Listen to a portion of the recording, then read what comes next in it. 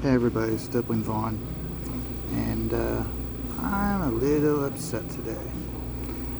You guys all know I work out at my regular dive bar, and before we go any further, remember that this is being sponsored by Scat Investigators. I have my ash can available. All you have to do is contact me, and I will send it to you. It has 8 pages of the story, and all you have to do is contact me and I will send it out to you. It's only $5 for the ash can, and then you get the book, and it's only $5 for shipping. We all know how the shipping prices are going up, so if you get it for only $5 and it's costing you more than $5, I'm not making any money off of it. Okay, you guys are getting the book, and that's what matters, that you guys get the book. So, the reason why I'm not a happy camper is because, like I said, I'm working out of my dive bar. So everything I bring in here has to be portable. Okay, got my art box over there with my stickers on it. My inks, lots of times I carry my inks in my pocket. Now I don't drive with them in my pocket. They sit in the cup holder. And today I reached in to grab my Higgins ink, that little bastard motherfucker right there. And because I carry everything, I make sure those tops are screwed on tight. And I reached in, grabbed it, picked it up, and I had ink all over my hands. So I had to quickly run to the restroom. Remember, there's a dive bar. That's not a smart idea. And I had to wash my hands. So that's the reason why I'm very particular about the ink I use, not just because of how the ink flows and sets on the paper, but also because of its portability. With FW, okay, when I thread that on tight, okay, look at the top of that, okay? You see the top, how there's not a lot of buildup of dried ink on it, okay? The reason why is because I crank it on tight, and then when I pull the dopper out, I'll clean the dopper off, and then not wipe it along the edge of the inkwell, so that way the ink doesn't dry and set along the sides. Well, I had just bought that Higgins because I'd ran out of FW in the store I wasn't going to have anymore. So I was like, okay, I'm going to be doing a lot of the black area here. I'll use the FW. I'll use this Higgins. I bought that not even a week ago. Cranked it on tight yesterday, and when I picked it up here, ink was already flowing out of it. So Higgins, you fucked up. You should be ashamed of yourselves. Bullshit. And after today, I'm not taking that home with me. I'm throwing it in the trash. I'm throwing it in the fucking trash. So fuck you, Higgins. I ain't gonna use you anymore. So,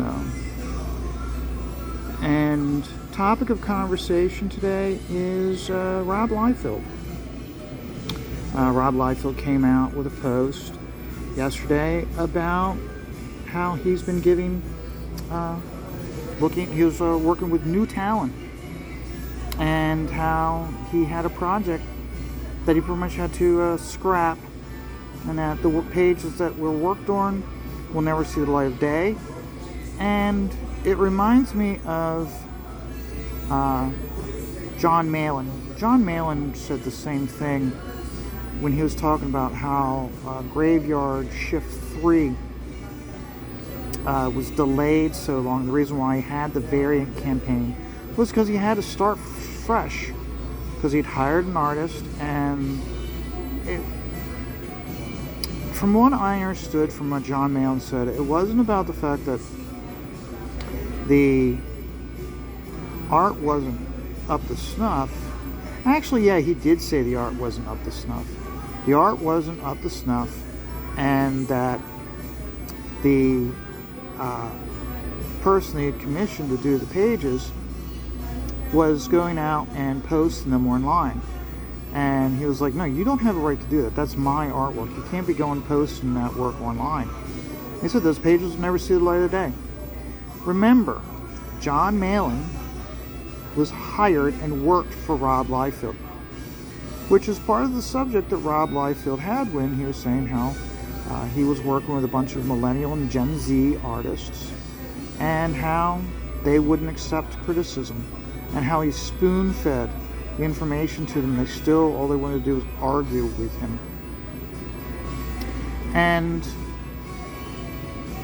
he followed it up with how long he's been in the business and how many people he's got their start from him. Now, I need to put this full disclaimer in the beginning of this. I am not a huge Rob Liefeld fan. I got his stuff when he first came on the scene. I was like, wow, this is really dynamic stuff. But the excitement for Rob's stuff quickly faded. And so as time went on, when he started Image, I didn't get any of his stuff. So a lot of the stuff that he did for Image and a lot of the guys that he gave breaks to, I really didn't discover. I knew some of their names, but not a whole lot. I didn't really discover any of those guys until they started working for DC. And some of these guys, I didn't even know they ever had worked for Rob. One is Todd Nayak. I never knew that he did any work for him. As far as I knew, all he did was he got his start doing Young Justice, which I am wrong. So, and Rob really went into it. And like I said, the big thing is, I was like, you look at all the names he gave credit to, who got their start working for him. And he did 2 long posts about it. When Rob went to started Image, a lot of those guys I really didn't get into the Image books when they first came on the scene. Some of those artists I had already kind of like, I was getting it because of the book. So for like Mark Silvestri, I was getting the book because of he was doing Wolverine. So when he did his own thing, it's kind of like, okay. And Jim Lee, I did get his X-Men, but like Rob's stuff, anything from Extreme Studios, I didn't buy any of that stuff. Didn't really buy any of the Top Cow stuff. And one of my things, and like, didn't buy any Eric Larson or Jim Valentino stuff. Just did not. When those guys, and Todd McFarlane, I got like a couple issues. I got like issue 1 of Spawn. Got like a couple books of his in the beginning, but didn't really get every single issue. It was kind of one of those where it's like I was kind of already over them, and because I'd already had stuff from there when they first started, there really didn't seem the need to continue to get their stuff. Now,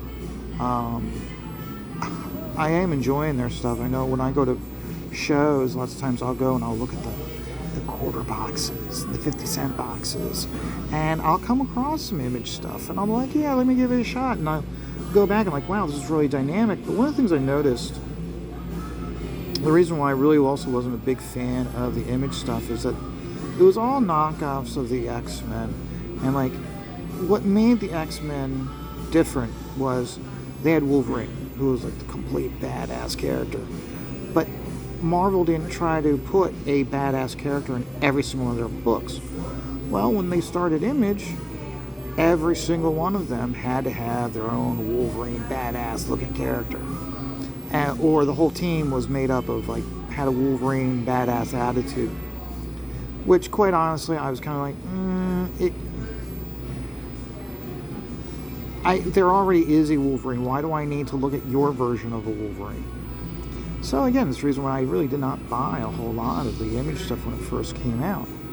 Now the importance of this is, when he was being so successful, I didn't like Rob, and I was very open about it. Well, the reason why, looking back on it, the reason why I didn't like Rob's stuff, or verbally was put him down, it wasn't Rob himself. It was his success. I was envious of his success. And looking back on it, I'm mature enough now that at least I can admit it. That's the reason why I didn't care for him and didn't buy any of his books, because I was jealous of his success. And now I like I'm really just rediscovering his stuff. I've inked 2 pages of his. One was an Infinity story, was the Infinity book he did with Robert Kirkman. I did 1 page from that, and I really liked how it turned out. And then I did, when he did the Snake Eyes for G.I. Joe and IDW, Dead Man's Hand or Dead Man's Shot, I can't remember what the name of the title is. I really like that also. I got issue number 1 had like almost like a pencil sketch cover of just Snake Eyes and Scarlet and Storm Shadow. So I went and I made a copy of the cover and I inked it. And I really liked how it turned out. And I'll be honest with you, Rob's pencils, really, the way I look at them is they're detailed breakdowns that really give the inker the ability to shine and really show what they've got. And so I have a newfound respect for Rob. If I ever have the opportunity to ink for him professionally, oh my God, that would be so much fun. And you know what? I would take the criticism. If he looked at a page and he was like, nope, I need you to redo the whole page, I'm going to redo it. Would I be happy about it?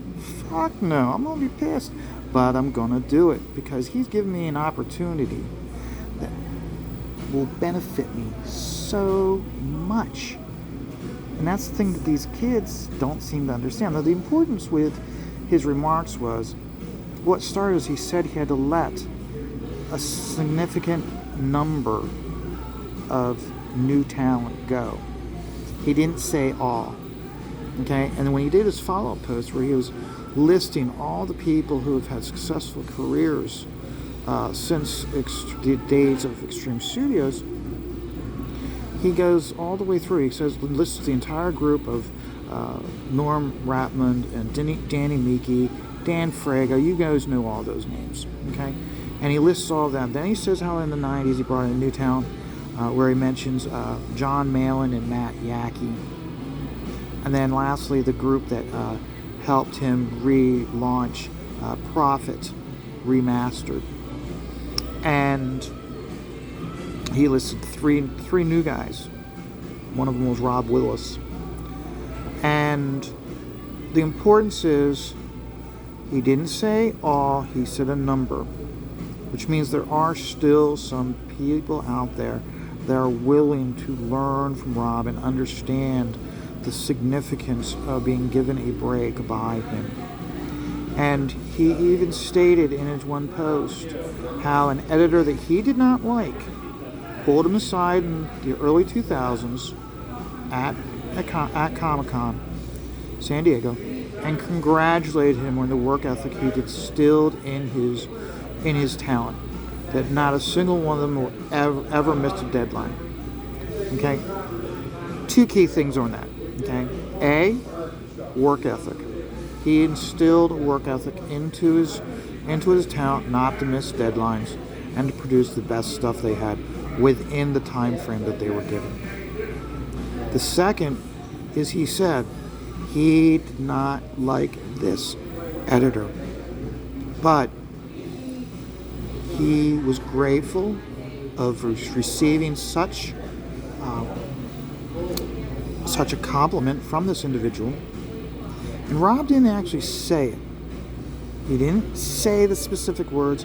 It was how he presented the words, and when he wrote it, he was stating that he respects that artist's, that editor's compliment of the work ethic he instilled in his people.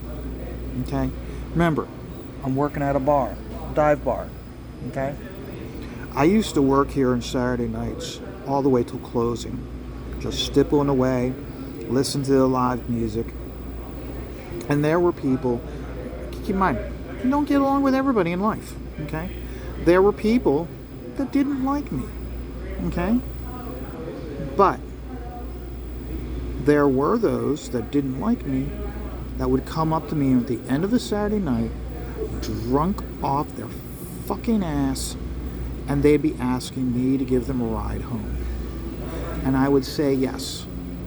You know why I said yes to them? A, I didn't want them driving. They were drunk as hell.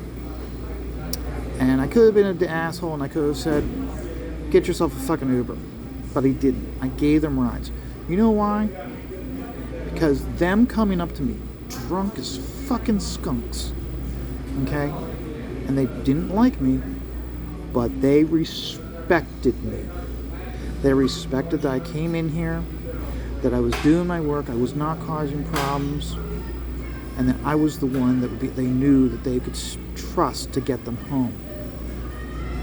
They knew I wasn't going to try to fuck them over. They knew I wasn't going to try to get them home and then rob them. There were girls that knew that I would get them home and I wouldn't try to take advantage of them. Okay? Like I said, these were individuals that did not like me, but they respected me. And that's the one thing that a lot of people seem to forget, is that you can buy a lot of things in life, but you can't buy respect. Respect is earned. Just like I said, life is stressful. And that's why you take it one dot at a time.